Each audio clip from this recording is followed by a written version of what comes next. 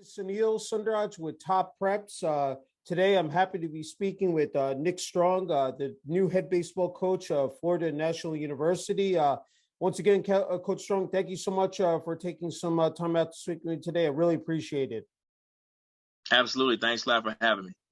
Okay, Coach Strong, before we came on the air, you talked about, how grueling it's been, the process here, taking over as the head baseball coach, at Florida National University. So, I give you the floor just in terms of just the process of, becoming the head baseball coach and just, what's transpired since February, since you took over, Coach.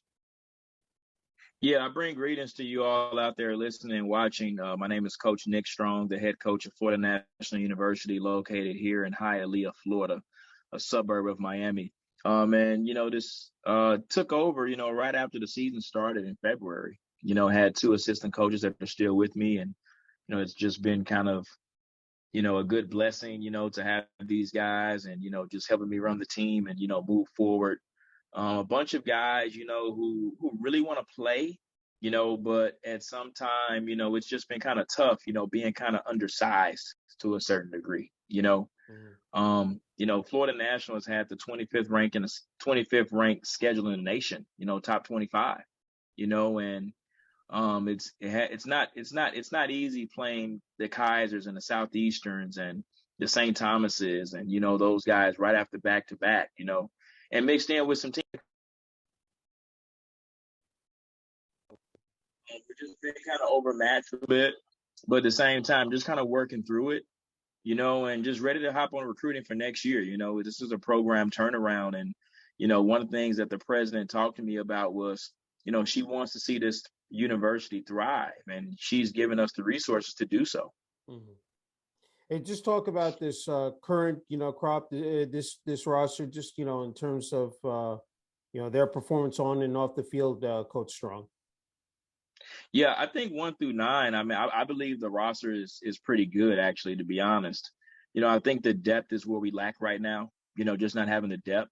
The bullpen is, not where, we only have about maybe 9 or 10 pitchers right now, and we're banged up, so when one pitcher is out, it just messes up your whole bullpen rotation, Mm-hmm. We got to play the midweek game, sometimes we have to play two, this weekend we went to Georgia Gwinnett with 5 pitchers, and I mean, you just got to do what you got to do. Yeah. But shouts out to the men who stepped up, that played positions and said, Coach, I can give you an inning. I can give you a 2 innings. You know what I'm saying? And I think, that's where I can sleep at night when it gets to the recruiting part. Mm-hmm. Understanding, what I want to see, understanding what my vision is for next year, and understanding, what I want inside the program for next year. Yeah. Again, the pitching staff, I believe our top 3 pitchers on the staff, or at least our 2 aces, at least our number 1 and our number 2, I believe they can pitch with anybody in the nation. I believe they can pitch with anybody in the nation. They're not going to walk a lot of guys. We'll all give up hits here and there, but they'll get a lot of outs. Mm-hmm. They'll get a lot of outs. We made some errors here and there. We got to hit the ball better, on offense. But you put these 2 guys in anybody's rotation, top 25 teams, they'll make those teams look even better. Yeah, no, I agree. It just talk about, building that culture, that winning environment, Coach Strong, has said, as you alluded to, you're definitely going to be on that recruiting trail. It said once the season ends and in the summertime into the fall. Just talk about in terms of that support from the athletic department. You talk to the administration, the president of Florida National University as well. Yeah, that was a blessing, when I interviewed for the gig, and, just the resources that we're getting in the athletic department, it's not, I mean, we don't have a minor league stadium. I'm not saying those resources, but just the support, yeah. The fact that there's an administration that wants to win. Mm-hmm. There's an administration that wants kids to be successful. There's an administration that wants kids to graduate. When I recruit kids, I'm looking for the whole package.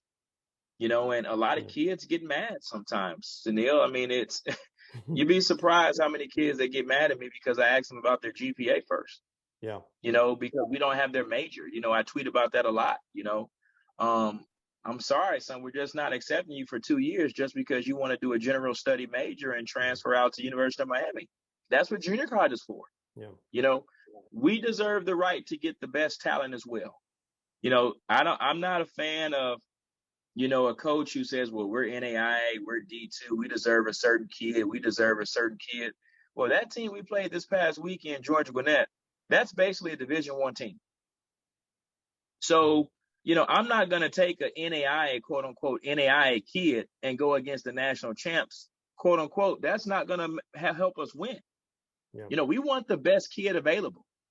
So you'll never find me grouping a kid. Hey, he's a D1 style kid. Oh, he can play D2. He can play D3. He can play JUCO. I mean, that's not my style. I'm looking for the best fit available. Yeah. And the best fit, one, we have to have your major. That's one. Okay. And two, you got to be able to afford our school. Everybody doesn't get a scholarship. Yeah. Everybody's not going to, receive, $10,000, $12,000. You have to want to come here to FNU. And I think that's what we have to remember. We also don't provide housing for kids. We don't have dorms. So the kid from Miami who wants to come back home from junior college is a perfect fit. And the high school kid who doesn't want to leave Miami is the perfect fit. The out-of-state kid who wants something new, the Minnesota kid who wants to come down and play in warm weather, or the New Jersey kid who wants to come down and play in warm weather is a perfect fit if they can afford the housing. So we have to be methodical in our recruiting, and it has to be a fit. And those are the things that I look for. Again, I mean, they're kids who, well, coach, I can't come play for a year just to. No, we're not. We have a retention rate to reserve. To respect. And this is not, we're just not going to allow you to come, use us for a year or two just to get where you want to be. Again, we deserve to win too, and we deserve the best talent that we can find. Yeah, that's an excellent point you made, is that, it's also being a student athlete. So, hitting those books, as you said, maintaining that GPA, I think that gets lost. I mean, everybody focuses on, athletics on the field in terms of, getting prepared, both mentally and physically. But, without the grades, said it's incomplete, Coach Strong.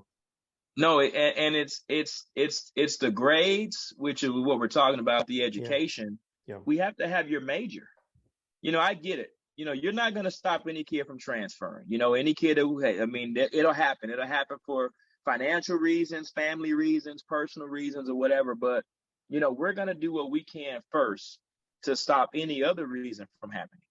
And again, we want you to come in with your basics, get to your major now. We have been looking more at the junior college route for kids, for next year. We're bringing in at least 25 junior college kids next year. And the thing that I like about that academically is I'm looking for a kid who's going to obtain his AA degree. Yeah. That gives a kid, a chance to stay on pace for graduation.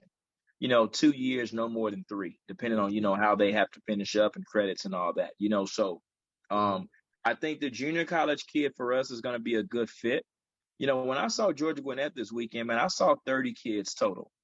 I saw maybe 2 kids that graduated from high school, freshmen on that team.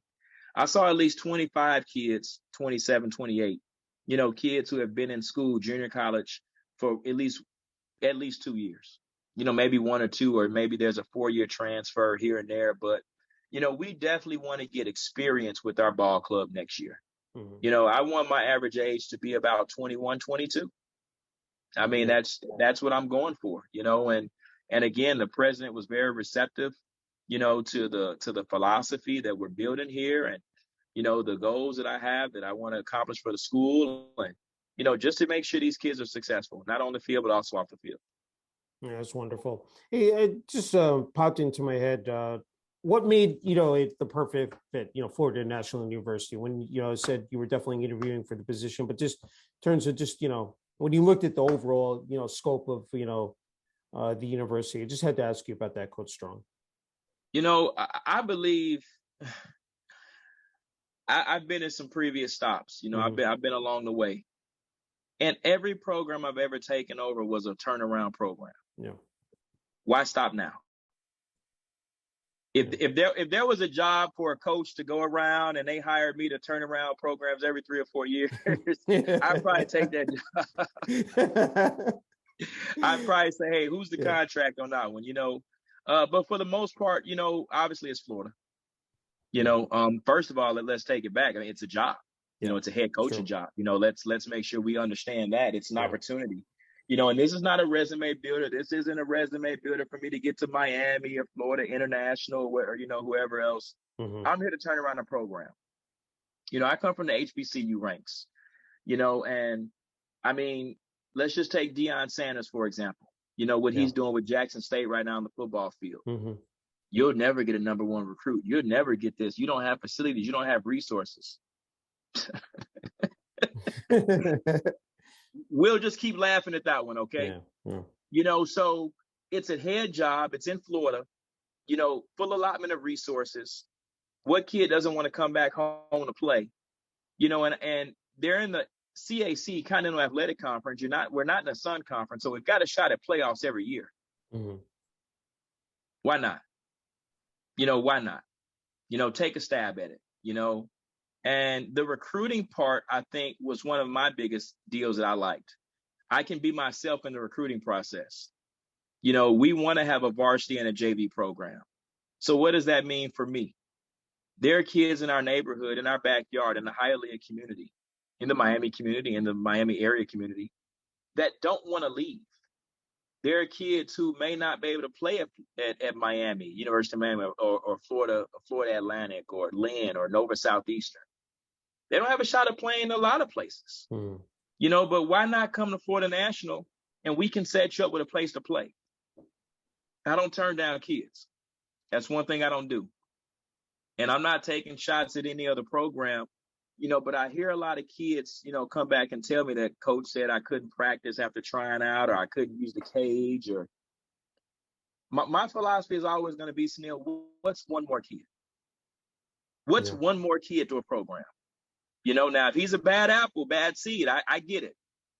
But a kid who played high school ball 4 years, he knows how to catch, he knows how to throw. He may not throw as hard as his ace, or his exit velo may not be as hard as his last person on the bench. But I just feel, I was able to give kids a shot and opportunity here. We'll have about 55 on the roster for next year. We'll have 55 in the program. So recruiting in the backyard, going to the local high schools and, just learning the culture and the kids and the coaches and introducing myself. Yeah. It's like a breath of fresh air. Kids know that they have a chance to play college baseball next year, whether it be JV or varsity or post-grad or whatever it may be, for them to put on a jersey and a hat, swing a bat, catch a ball, let their family come out and watch a game. Yeah. Their dream is fulfilled. And again, if it's for one, I had a kid tell me last week, man, I went to the local high school game. It's literally the closest high school to our school. And they played their home game at another school, actually, but long story. Yeah. But I talked to the whole team after the game. Hello, how you all doing? I want to promote the school, blah, blah. And, I got about, got about 5 or 6 text messages.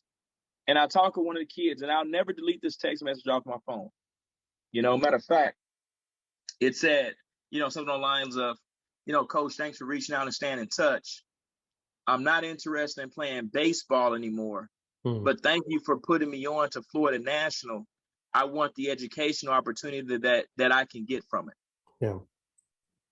Son, you can be my manager next year. Call me when you get here. My job was done after that. My job was done. Because as I told you, the baseball is one thing, but we need kids to enroll in our school too. Yeah. We need kids to, come get our degrees. We need kids to graduate from here. And when you graduate, open up a door for other future FNU kids. Yeah. So again, I was able to be myself in this school, be a recruiter that can help kids and, find kids a college home, not only athletically, but also academically. Yeah, I think that's so essential is making that outreach to the community, Coach. I know you have the experience, you have the background in that, and that's so commendable of you, that the fact that you can make that that connection, that difference, because and you can, these kids can relate to you as well on that level. Yes, sir. Yes, sir. I mean, I was that kid who transferred after my first year of college. Then I went JUCO, and obviously I had to transfer. But I got my A degree, and I went back to a 4-year school. Hmm. But I mean, I've coached at the JUCO level. I've coached the 4-year level, and we've seen it all. We know kids have issues behind closed doors. Yeah. We know kids don't come from the best situations. But we got to find a way to help some of these kids. And if it's going to be through baseball while getting an education. I mean, I just told a kid today. I remember I played JUCO ball, and I quote unquote red shirted. I call it not making a team. But when I found that I wasn't on a team in the spring, Yeah. I didn't fail any class, but I got 3 Ds that semester. I wasn't right mentally. Yeah. After 18 years of playing baseball, how do I not make a baseball team? I wasn't that good, as I wasn't good as the other players out there. Hmm. And I remember when I didn't make the team, my grades suffered. Baseball was all I had. But what if that program had a JV team or a club team, as I come from? Yeah. And a kid gets to play practice 3 times a week and play games on weekend, and now he's fun and he has something to go to class for and stay eligible for. That's why I do this. Yeah. No, it's definitely giving, kids an opportunity, a shot, again, to play baseball. Hey, talk about the families, talk about that, part of that component, in terms of talking to the parents as well, because that I'm sure factors in as well. Can you, just speak about that as well, Coach Strong? Yeah, a lot of things. One thing that I'm finding out here in Florida, and I'll just take it a little if I'm not off track. Yeah. But there's something in Florida called Florida prepay, where I guess, the families are starting their prepay for college, when the kids are, 3 or 4 or whatever years old, Mm-hmm. These families in Florida want their kids to go to college. And I'm just going to shout out a couple of the programs, there are a couple of the startup programs here in the city, that are coming aboard right now that are looking for players, not only us. Mm-hmm. And I'm talking to these families, and sometimes Florida National may not be affordable for some. Sometimes it may be a community college that they need. And one thing about me is the families are really receptive to the advice that I'm giving. Because I mean, I want you to play for us, but everybody can't play for us. Yeah. I want to see you in a college jersey. So the families out here in Florida, in South Florida, in the Miami area, they're really receptive to the college advice. They really want to see their kids, live out their dream, whether it be for a year, 2 or 3 or whatever it may be. And they're really into the education. A lot of families out here, Latin culture, we have a lot of Caribbean culture as well. We have all type of races. This is the most diverse climate I've been in. I think this is more diverse than Texas, living on the edge of the water here, close to 5 different islands, Yeah. And they all come from different backgrounds, but they all want their kids to succeed. And each family I've ever talked to has come back to one thing. What is the plan for graduation? Yeah. What is the plan for graduation? And like I tell them, you're going to, one thing about Florida National, it's a for-profit school, so the job placement rate is really high here. They really pride themselves on, getting the kid the job after graduation, whether it be the medical, criminology, Mm-hmm. business, marketing, whatever it may be. The focus is really on getting a kid a job after graduation. And I mean, that's what I have to sell. Yeah. There are some kids out there who just want to play. And I mean, they've got connections. They'll get jobs wherever they go. And it's respectable. And I understand it happens, but I'm really out selling the educational component to the families. Yeah. And they really like that. Yeah, I mean, for these kids, once you have that degree, no one can ever take that away from you. You have something to fall back on. I mean, that's the thing. If it doesn't work out, athletics, as you said, now everybody gets a scholarship. But the fact that you have that degree and that and plus, the university has those resources to help these athletes, find jobs is so important, so they don't slip through the cracks. Bingo. Hey, what do you want? That Florida National University jersey. Every time, I said a player puts that on, what do you want that, what it to represent? I had to ask you, Coach Strong. Pride. Yeah. Pride. We're the conquistadors. And I mean, we know what conquistadors are. We want to fight. We want pride. I'll tell kids all day, I love select baseball. I coach it. I love summer baseball. But there's nothing like going to watch a high school baseball team. I'll tell you why. You rather represent your neighborhood school team than your summer team. Mm-hmm. There's nothing like saying, hey, in my neighborhood, we the Jackson Falcons and we went over to, the north side of town and beat the Booker T Eagles. You know what I'm saying? I mean, it's pride. So I look at the educational aspect of baseball, whether it be high school or college, junior college, whatever it may be. And that's what I'm interested in focusing on. I go out to the select games all the time. I'm watching the kids, but there's nothing like character at a high school baseball game or a college baseball game. Yeah. How focused are these kids wearing this jersey? We're going to win some and we're going to lose a lot. We're going to win a lot and we're going to lose some. And depending on the program you're on. But how do you lose? Did you lose with pride? Did you get down on yourself when you were losing already and you just lost even more? How do you lose a ball game? I mean, there's actually a method to that, believe it or not. Yeah. I know some coaches who lose and, hey, we wash it off and we move on. I've never seen a Major League Baseball team go 162-0. Yeah. But I've seen them lose with pride, 4-3 ball games. Give yourself a chance. Trust the coach. So every time we put on a jersey, I'm looking for a kid to represent FNU with pride because it's also a marketing deal. Mm-hmm. We're out in Georgia. We're out in South Carolina. We're out in Alabama, up other parts of Florida. And when you wear that FNU, it's like a hat. You wear your Yankees cap or your top prep hat you got on. Yeah. Everywhere you go, you're marketing for the school. And if I'm not marketing for the school, if I'm doing a bad job at marketing, then that little kid that's in that stands, he's not going to remember us. The best story I got this year, we went to Thomasville, Georgia to play Thomas University in Thomasville, Georgia. And I'm originally from Chicago, but I come from Texas. And, we got Whataburger. That's our restaurant in Texas, Whataburger. In Thomasville, they happen to have the only Whataburger restaurant in Georgia. We went there. I took the guys to eat there tonight. Yeah. I saw a kid, in his baseball jersey. I said, hey, kid, he was about 7 or 8 years, 5 or 6 years old, blah, blah. Hey, how did baseball go today? Blah, blah. How were grades? How's school?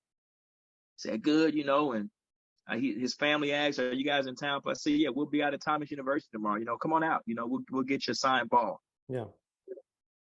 Coach, the kid showed up, man. The kid showed up. Him and his mom.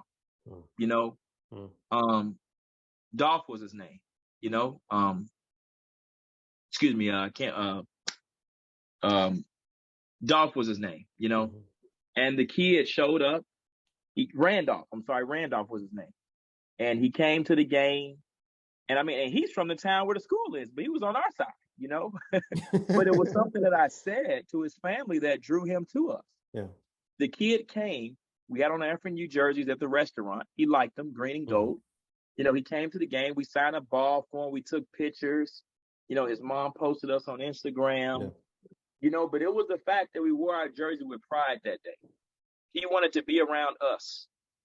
And now we went to a new city to promote our program. Obviously, we went to win, but we went to promote. Mm-hmm. Because that's what being on the road does. You can promote your program. Yeah. And now that kid, 5 and 6 years down the line, he's going to remember Coach Strong. He's going to remember, John Doe, who's my first baseman. He's going to remember John Doe, who's my second baseman. And he's going to remember He's going to remember Florida National University. And maybe down the line in 5 or 6 years or whenever he gets to high school or college, he chooses FNU. Yeah. So, we have to wear that jersey with pride, and we have to make sure to remember we're marketing for the next generation here at Florida National. I was just about to say that. My background is in sales and marketing, by the way. If you can't tell, I'm really big on it. Yeah, no, I agree. I reaching the youth, especially that's hitting a grand slam right there. As said immediately. Hey, I think for these athletes, traveling around, to different states, it's a great experience for them because some of them may, never get that opportunity or never had that opportunity before, but now are getting that chance now here at at Florida National University, Coach Strong? Sunil, I got 8 kids from the Dominican Republic on my team. Wow. And we played in Atlanta this weekend. It was 48, 50 degrees. Yeah. They didn't have it. They didn't have it because they've never been there before. Yeah. They haven't been past Florida. We got kids on our team who's never seen snow. So I want to be able to, take my kids on trips, expose them to new experiences.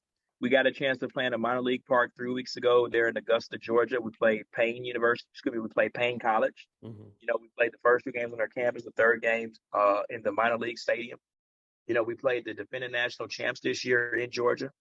We played Thomasville in Georgia this year. We've also been up to Weber. We've been to Southeastern, who's won a championship about 2 to 3 years ago. So I want my kids to have these experiences. Yeah.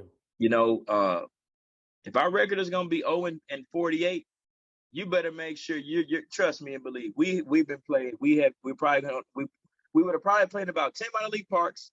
Played against some pros in there somewhere, played against some indie ball guys, signed some autographs. I mean, I'm big on the experience, and even, I talk with a couple of coaches next year here in Miami. Just watch and wait and see what's going down here in South Florida next year. You guys are going to be surprised.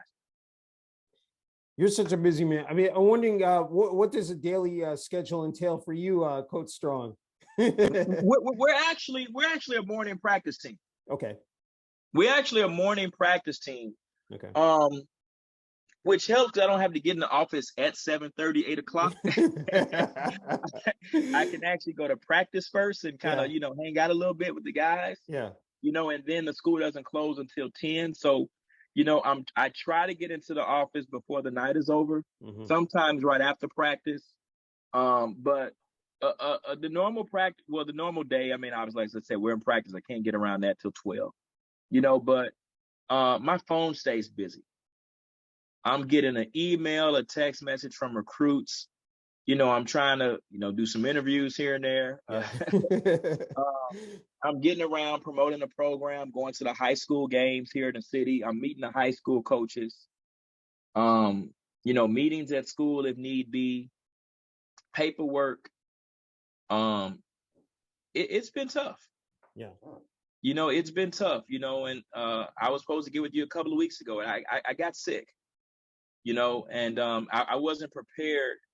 I wasn't properly prepared mentally for everything that came with off the field. Yeah. And I've learned a lot, in 2 months. I've met a lot of coaches here at Florida National that have taken me under their wing. I've met a lot of coaches here in the city who want to help me out. Mm-hmm. So I try to delegate even to people I don't know. I try to delegate to other people, people who want to help. I've made such a good impression on some folks down here, recruiting the kids and just being available. Yeah. This is the first time coaches have seen Florida National in their house at their games. It's a 5-year program, believe it or not, only 5 years. Okay. But some of these coaches, man, have really taken upon themselves to help me out. They want to see their kids in South Florida play baseball. So, the recruiting scene is tough. The practice scene is definitely good there in the morning times. Mm-hmm. When we're on the road, actually, I'm able to kind of chill out a little bit more. Taking that long bus ride. Yeah. I get on my phone for a little bit, but I like to just sit back and learn the guys a little bit. I have a little fun here and there to relax. But, I stay on the go, but it's just a part of building right now. Yeah. It's just a part of building. Next year, I'll be able to hire, some assistant coaches, and kind of, get it together. But it's definitely been practice. It's definitely been recruiting. It's definitely been games. And it's definitely been paperwork, on the office. Mm-hmm. Yeah, I think people fail to realize how much of a grind it is and, how much time and effort it, requires to put in. It's 24/7, 365. It's never a day off, Coach Strong. Well, the meme on Twitter and social media. Everybody wants to be a coach until they find out what happens off the field. Yeah.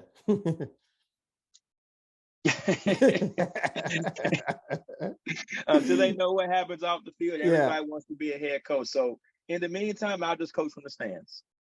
They can coach and umpire from the stands. Yeah. Hey, I had a question just about you were talking about the athletes, and we talk about social media, and bring that up. You see all the kids, all the athletes putting out their highlight videos. You know, Twitter is a great platform. You know, Instagram. I'm just wondering, in terms of even like here with them doing top preps, doing a top preps interview. So are you? Just the advantages to that, you know, in terms of, you know, being able to promote, you know, said, if you're an athlete, you know, said your skills, you know, and then, you know, even for a head coach as well, you know, leadership, you know, abilities. Just talk about that component, because I think that, again, you know, to see the overall person, especially as an athlete, just talk about that, Coach Strong. Well, one, it's free for the player. Yeah. I mean, it's free for the player. You know, I'm not against any of the recruiting sites out there. Yeah. You know, when McDonald's and Burger King isn't either. I mean, there's room for the market for everybody. Yeah. You know, but we also have to remember that maybe I can't afford Burger King and McDonald's sometimes. Mm-hmm.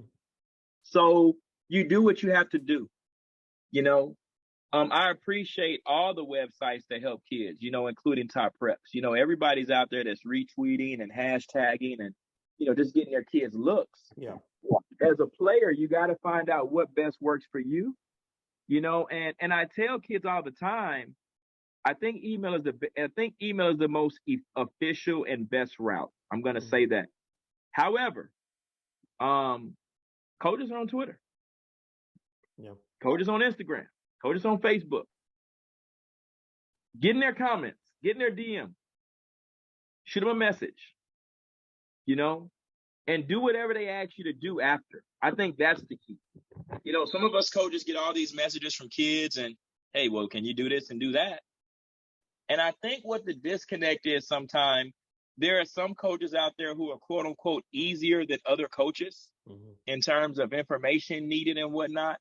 And sometimes a kid can be overwhelmed because the previous 5 coaches that he's messaged has only asked for this, but this coach maybe asked for something different. You know, so the kid goes to the comfortability level. You know, I just ask that the kids continue to stay on social media, do whatever the coach asks you to do, and follow through. You know, the other thing that I will say that I don't like about the social media aspect, and it's not for everybody, you know, there are some kids out there who just believe their video is the whole package. Just the way you hit that home run and the way you threw that 92 miles per hour fastball, the way you stole second, or stole first in the Atlantic League now, you know, but as they say, but the way you stole second, the way you laid that bunt down, doesn't tell the whole story, Sunil. Yeah. It just doesn't. You know, and that's gonna get you noticed. You know, guys, remember that. That's gonna get you noticed. But that's not gonna get you the scholarship. In my eyes. I can't speak for everybody else. You know, I tell kids I have standards that I'm looking for. You know, I have standards that I'm looking for in a kid to give out my scholarship. You know, but it will get you noticed. It will put you in the door. Yeah. It will get you down here for a campus visit. But when you get to the campus visit, and there are some questions you can't answer because you didn't do research on our school, I'm sorry. Yeah. Because one thing that I noticed about recruiting, and even this is why I go back to the D1, D2 deal. If there are 350 D1s and there's 700 shortstops, there are about 700 high schools in the state of Florida. I mean, somebody's going to get missed out of that 350. Yeah. Even if they all got the same talent. Now that bottom end D1, or now that bottom end top tier shortstop becomes a quote unquote D2 guy. Yeah. He's just as good as the D1 guy at a decent school. We haven't even factored into junior college kids. You know, so I mean, what I'm trying to say is I understand there's so much inventory out here for kids. There are 1,000 shortstops. There are 10,000 pitchers. So again, what sets yourself apart from others? And I'm not talking about talent. We may bring in 5 kids who throw 85 plus, but the kid who throws 85 over the kid who throws 86 and 87 because he answered questions the right way, he dressed well. Again, I take it back to marketing. Yeah. Who's going to help us market us ourselves when we're on the program? Who's going to wear his pants a certain way? Who's going to wear his cap a certain way? Who's going to want to follow the dress code?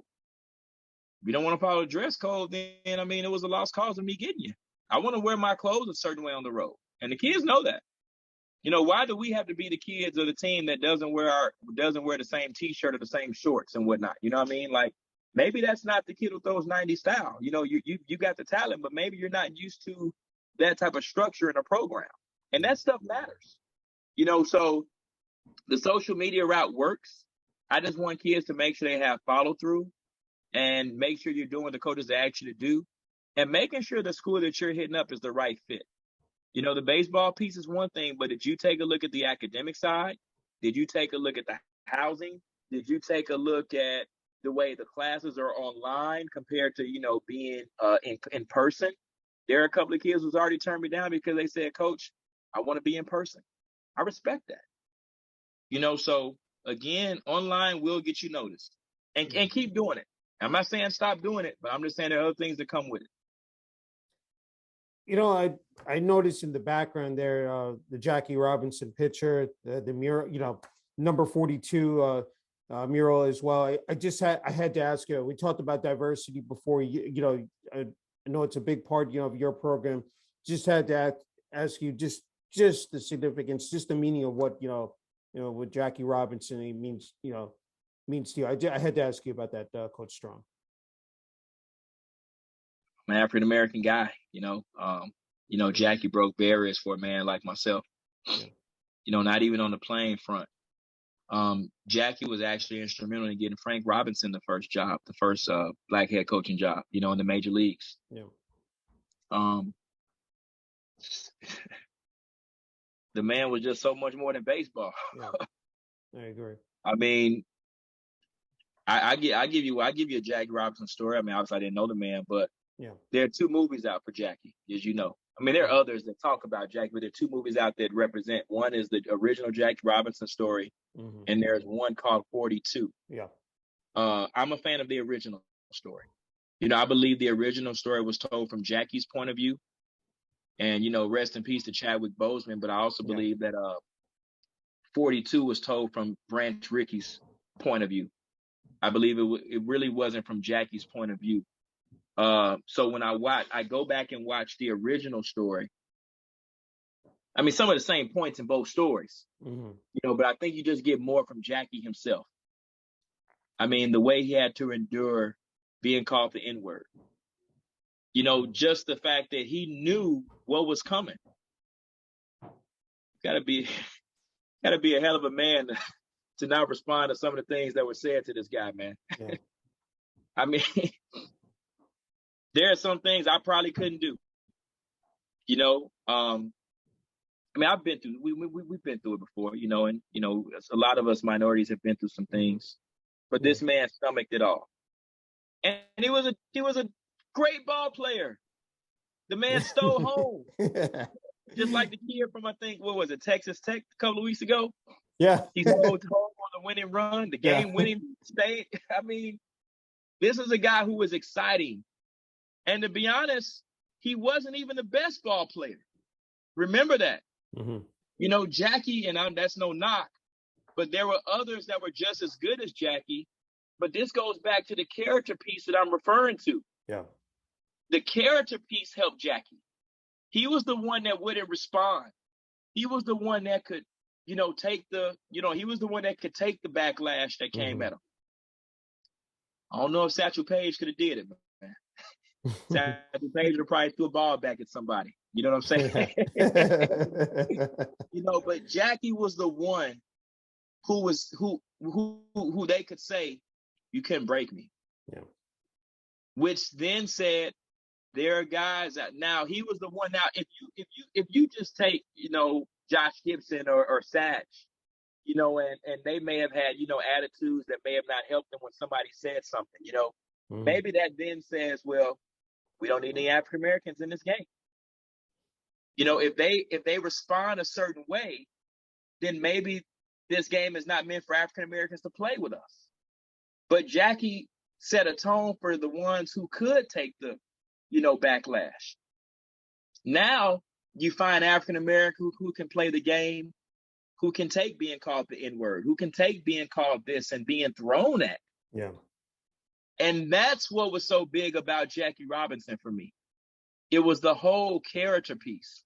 It wasn't his talent that said, oh, well, he was good. Don't get me wrong. Mm-hmm. But it was his character that put us in the MLB, that said, we can play baseball too, just like you. Yeah, no, well said. Hey, just have a couple more left, Coach Strong. Can't thank you enough. Just outstanding, said job. Just talking about baseball and again the job you've done at Florida National University. You have played the game. You have coached, baseball. Just what are some of the intangibles just about the game itself that make it so enjoyable? Just in terms of playing and now coaching. I just had to ask you about that. Let's be honest. Baseball is boring. It's a boring game. That's what everybody says. Baseball is boring. But it is a boring game.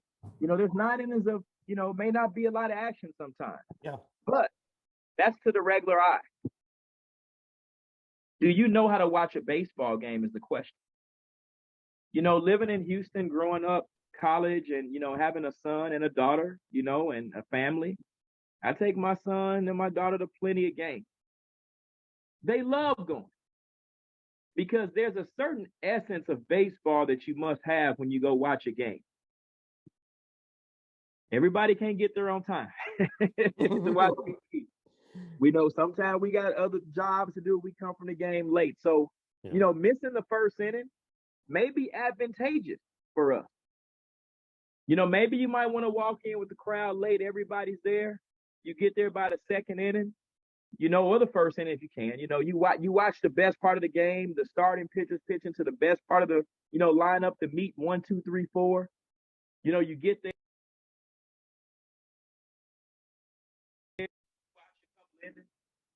You start moving around. Then you take the kids to the squeeze play, or you take them over to, the fun or whatever they got going on. You let them hang out for a little bit, Then you kill 2 more innings there, right? You sit down, you have a bite to eat, watch a little bit more baseball, 6th inning. Then you get ready for the 7th inning stretch, right? There's always something going on at the 7th inning stretch. Yeah. In Houston, they like to do the 7th inning stretch, and they sing, a good old home in Texas, whatever it's called, Mm-hmm. And then, if you want to stay for the 8th and the 9th, you want to see the closer come in the game and, try to close out the game. I was a closer in college, so I'm into that. I'm into the 8th and 9th inning, right? One day, me and my son left. The Astros were up 2 runs, and we said, "Oh, this game should be done." I'm a radio guy, I'm a sports commentator as well. I know. I we don't want to forget that as well. I mean, come on. I mean, it's quite a bit there. So we turn on the radio after we get back to the car. About we get on the road a little bit, and the game is in the 10th inning. So I mean, we left, and now we're listening to it on the radio. Yeah. But my son said, "Dad, what's going on?" And he knows I'm in the radio, and he is too a little bit, so we listen to it on the radio together. So I'm saying all that to say, baseball it has to get, well, I'm going to even say this. The Negro Leagues were an event. The Negro Leagues was the club. You went to the game to watch the concert, dress in your suit and tie, and I think that's where baseball needs to get back to. Yeah. And people need to understand, we're just not going to watch people hit and throw, catch and throw. We're going for the event. We're going for the kids. Mm-hmm. We're going for the food. We're going for the popcorn. There are some adults that go for beverages. Yeah. The waters, the Coca-Cola. Yeah. And then you go for the excitement. And we got to get back to that. Yeah. You got to know how to watch a baseball game. And anytime I take ladies or young men to the ball game and they haven't experienced baseball before, I want them to experience the event first, because you don't understand baseball yet. And we understand that. We know you don't know what strike three is, or Mhm. ball four, but let's get you interested in the park itself. And that's what I like the job that Major League has done. When you go to some of these ballparks, like I tell you what, the best football game I've ever been to was a Dallas Cowboys game. It was a party atmosphere the whole game. Yeah. I mean, it was, if you went there just to party, you got your wish. Yeah. Partying, I could tune in to the football game. Same way with baseball. While I'm partying, I can tune in to the baseball game. Yeah. Now I can learn it spurts at a time, and I don't have to sit through 9 innings asking questions every inning. So I want to get back into, us understanding the essence of a baseball game. I Yeah. think that's where baseball lies for me. And that's what I like about the game. Hey, you talked about your family. Just want what they meant to you, said through this entire journey, and Supportive. yeah. Supportive. My son, my daughter, their mom, my current girlfriend now, just family back, wherever I'm, back in Houston, back in Texas, back in Chicago, just supportive, understanding that, a coaching journey has no limits. A coaching journey takes you everywhere. I was actually contacted by, a farm team for this summer. It was just something I can't do. There's something that I won't do personally. I definitely want to be around my family as much as possible. Mhm. And just them being supportive, calling them daily or weekly or whatever it may be, and just, talking to them and, letting them understand what dad does. And my son knows, my daughter knows, hey, how was the game? Did you all win? Did you all lose? Mhm. Whoa, you lost like that? My son he said one day, well, Dad, maybe you might want to teach him how to hit. So that's a great idea. Yeah. Let's just teach him how to hit. Yeah. Teach him how to hit. But supportive is the word I want to say there. Supportive. It's great. Hey, final question.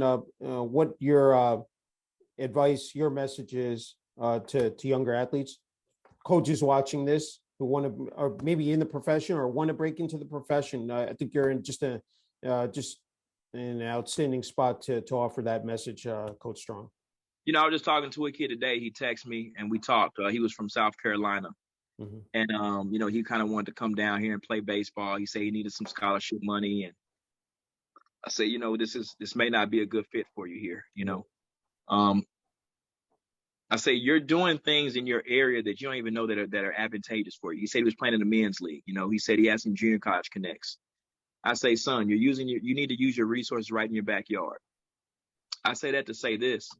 Had it not been for club baseball, I'm not in the spot I am today. And I really mean that when I say that. I know club baseball sometime at the 4-year schools is looked upon as recreation or whatever it may be, but it's not. Mm-hmm. It's not officially that. It's actually intercollegiate baseball. When I started coaching high school, I thought there was a kid that played at my high school that I coached that could play quote unquote Division I baseball from our alma mater. He didn't get that opportunity, but he went to a community college who had a club baseball program. And I said, what is this? He said, well, it's a team. I said, well, that's first and foremost. It's a team. Do they play 3 strikes? Do they play 4 balls? Do they play nine innings or 7 innings? He said, yeah. I said, well, that's baseball. Yeah. But I said, maybe the talent pool wasn't as great. That doesn't mean it can't be. But I said, there are kids from the inner city of Houston that deserve this opportunity. Let me try helping this coach out here and seeing if I can refer kids that I thought that could go play other places that don't get that opportunity. They can play club ball at the community college level. Inexpensive. New program, upstart, as I've always said. Maybe this is that spot. Yeah. We did a whole year of baseball there. I got the head job at the next school, a club team. Oh, and by the way, it paid. We got paid to coach. Yeah. So you get paid to coach, you play a certain 9 inning game. It's just like baseball. Yeah. And just putting myself in that position as a head coach and running the program just like any NCAA Division I program out there. I coach, I recruit, we check grades, we talk to kids, parents, whatever it may be.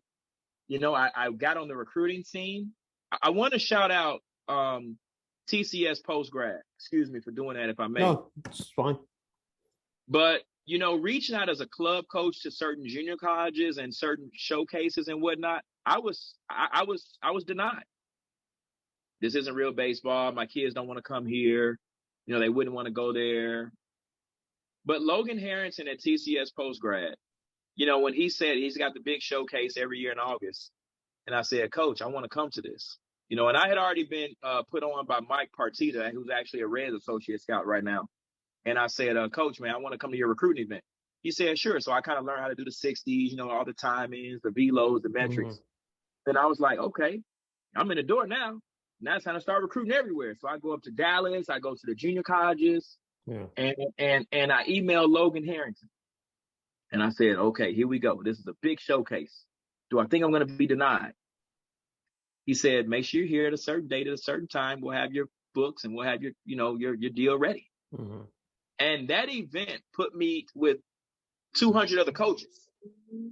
Hey, coach, where you from? University of Houston Club Baseball, blah, blah. Club, what is that? Now I'm promoting. And I'm recruiting the same kid you're recruiting. So I took up a club opportunity when I couldn't take on a quote unquote Division I or Division II assistant or a volunteer opportunity. I had to make my own opportunity. And I tell all these young coaches, you may want to try club, or you may want to try being a volunteer at a bigger program. A lot of coaches get scared when they hear the term volunteer because they don't think they can get paid. Yeah. But most of these volunteer coaches are making money off the camps. But guess what? I had to learn how to do the camps, right? So now I'm not suggesting I go get a volunteer job tomorrow, but if I had to make a way, as a volunteer, I could because I know how to run camps.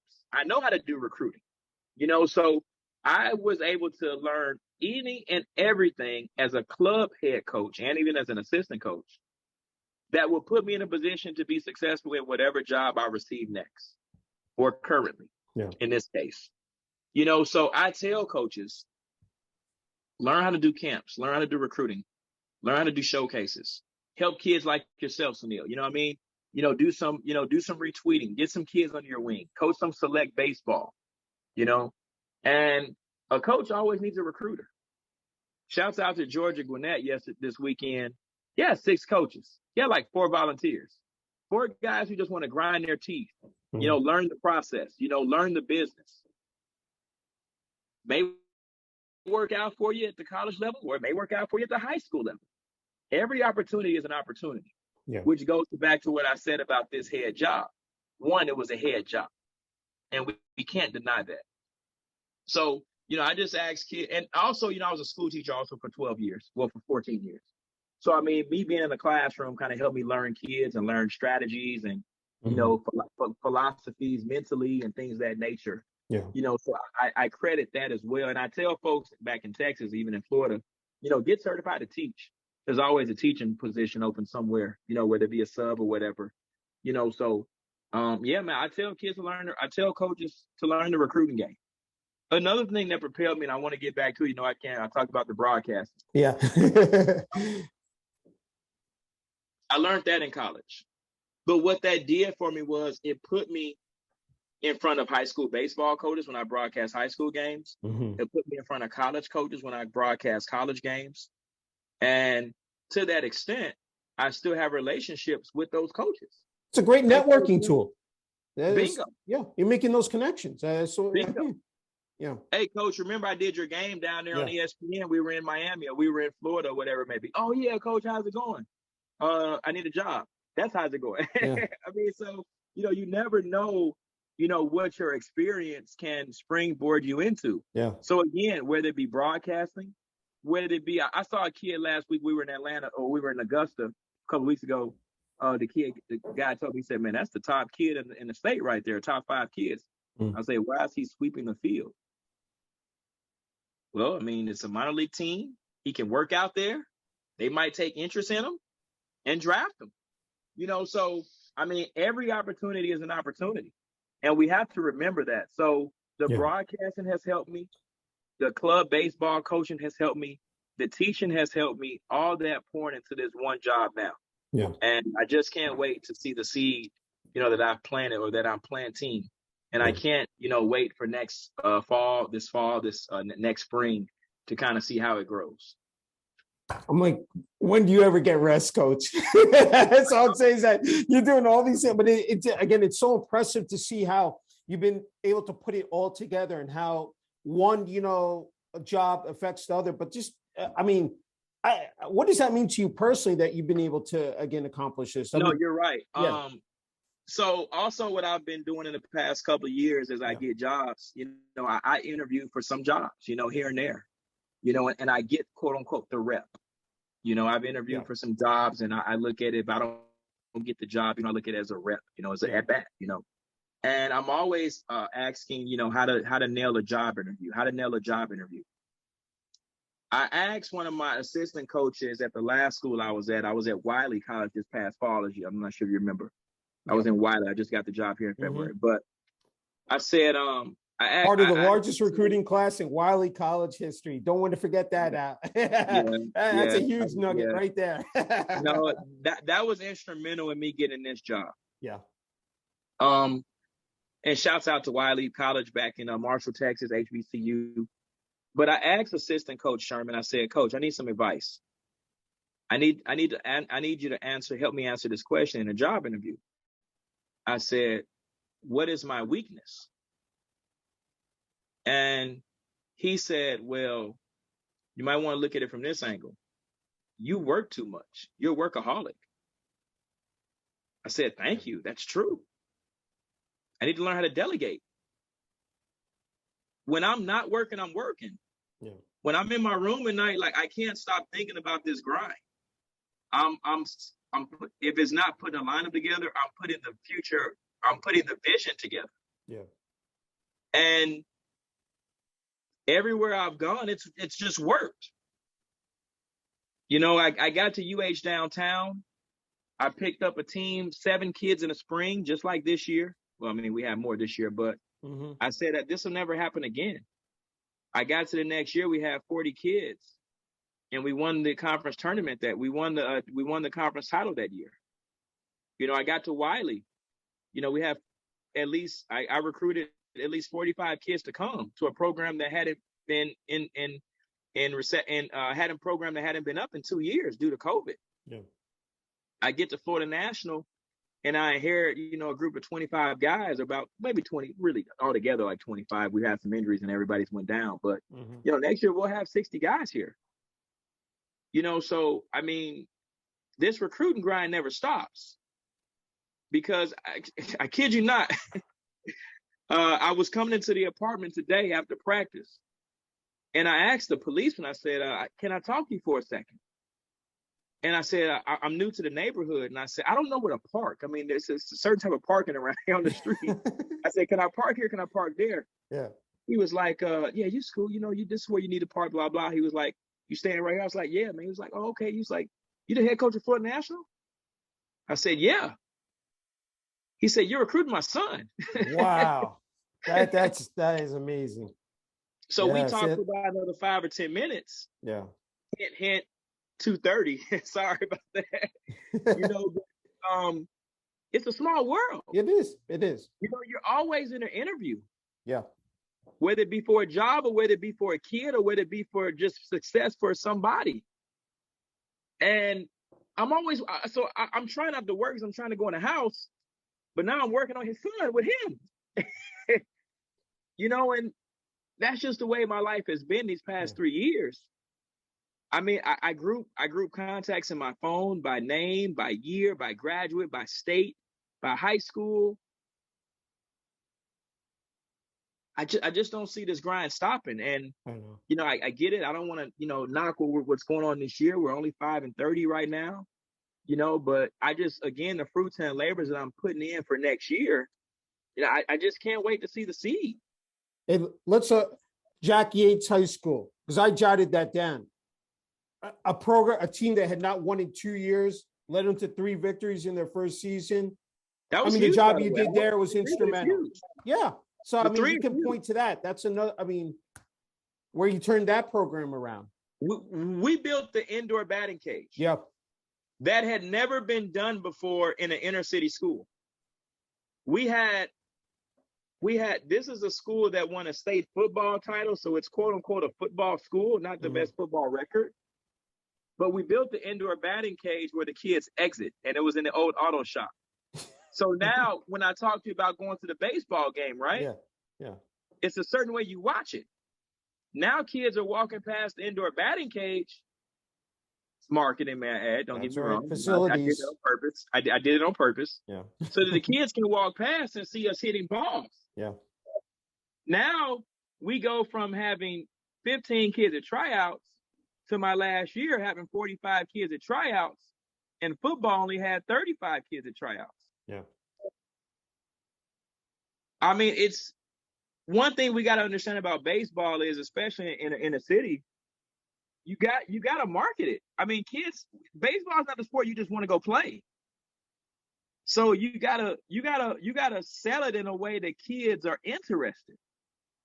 Hence, an indoor batting cage. Yeah. Safe space for kids who have nowhere to go home at night after school. Safe space for kids who have nothing to eat at home after school. They can be inside the post, the snack meal after, or whatever it may be. It's a great point you made about nutrition. I mean, people forget about that as well. The kids have to be healthy. They have to eat the right way. I mean, I said, just sleep well. I mean, there's so much more to it, than just, playing the game itself. I mean, if I remember going on trips when I was hurt in college just to go for the food.